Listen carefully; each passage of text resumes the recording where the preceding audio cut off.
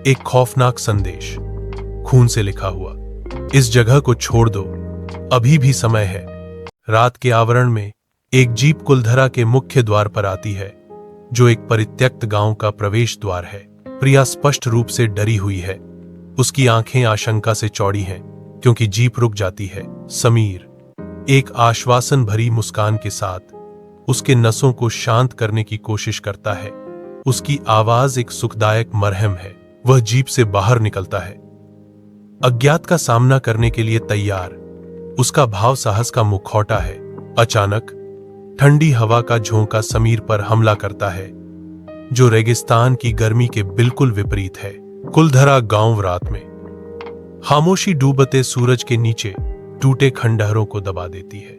उजाड़ पत्थर के घर गांव के बदलने पर मूक गवाह के रूप में खड़े हैं। एक अजीब गंध बंजर गलियों से बहती है, जो अनदेखे रहस्यों का संकेत देती है। रिया को पायल की धीमी आवाज सुनाई देती है, जैसे किसी छिपे हुए कुएं से गूंजती हो। टॉर्च की रोशनी अंधेरे को चीरती है, क्योंकि चार दोस्त कुलधरा मंदिर के पास आते हैं। इसकी प्राचीन दीवारों पर उकेरी गई डरावनी आकृतियां। समीर की किरण एक छायादार आकृति पर अटक जाती है, जो एक कोने में दुबकी हुई है, फिर गायब हो जाती है, जिससे वे बेचैन हो जाते हैं। एक खौफनाक संदेश, खून से लिखा हुआ, मंदिर की दीवार पर उभरता है। रात में एक मूक चीख संदेश चेतावनी देता है, इस जगह को छोड़ दो, अभी भी समय है। एक कठोर संकेत जो प्रेतवाधित हवा में भारी लटका हुआ है। कुलधरा में आतंक दोस्तों को एक पुराने घर में ले जाता है, जिसकी छायाएं अदृश्य खतरों और भूली हुई कहानियों को छुपाती हैं। दरवाजा बंद हो जाता है। मशाल की किरण लड़खड़ाती है, जो अजीब नाचते हुए छाया डालती है, जो वास्तविकता को फैलाती और विकृत करती है। ऊपर से एक ठंडा रोना गूंजता है, घर को डर से भर देता है, क्योंकि आर्यन सावधानी से सीढ़ियां चढ़ता है। नमस्ते, क्या कोई है? आर्यन की आवाज सन्नाटे को चीरती है। उसकी आवाज डर और उम्मीद के मिश्रण से कांप रही है। एक बूढ़ी औरत बिना चेहरे के प्रकट होती है। उसकी आवाज एक भयानक अभिशाप है, तुमने हमारी शांति भंग की है। आर्यन पुराने घर के तहखाने में उतरता है। एक ठंडक नम पत्थर से चिपकी हुई है।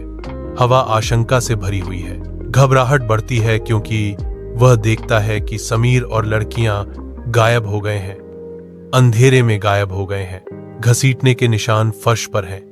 एक भयानक निशान तहखाने के अंधेरे मुंह की ओर जाता है।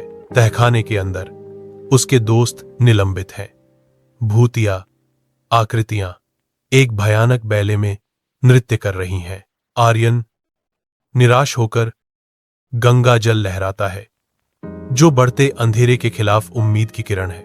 जैसे ही पानी गिरता है, खंडहर कांपते हैं, जो प्राचीन शक्ति के प्रकट होने का प्रमाण है। आर्यन रेत पर जागता है। कुलधरा पर भोर होती है। उसके साथी अभी भी बेहोशी में खोए हुए हैं। जीप बिना छुए खड़ी है, जो आर्यन को पकड़े हुए बेचैनी के बिल्कुल विपरीत है। एक काला निशान उसके हाथ को झुलसा देता है। मंदिर की दीवार के रहस्यमय प्रतीक की एक ठंडी प्रतिध्वनि। वे कुलधरा से भाग जाते हैं। उगता सूरज लंबी छाया डालता है, क्योंकि वे शापित गांव से भाग जाते हैं। हालांकि वे कुलधरा को पीछे छोड़ जाते हैं, गांव का भूतिया पकड़ मजबूत हो जाता है, हमेशा के लिए उनकी शांति चुरा लेता है।